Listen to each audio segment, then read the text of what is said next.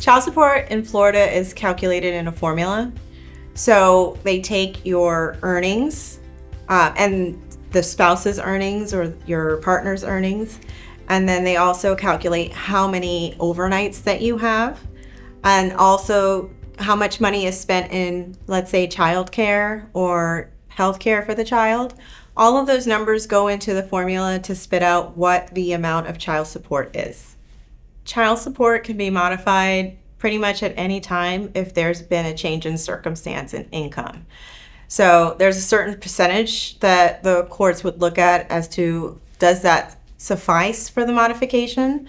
But if there is a job loss, if there's increase in income, those are things that could come up that would cause child support to be modified. If child support payments are missed, there's a multitude of things that could happen. One of them being that the other side can file for enforcement of child support. And if an order for enforcement is granted, then more forms of enforcement can come into play.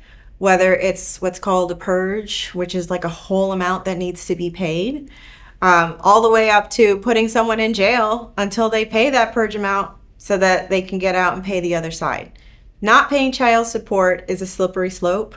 So if there's something that happens that you can't pay, you need to do something about it immediately, because the repercussions to it are 10 times worse. Child support orders are enforced through enforcement or contempt.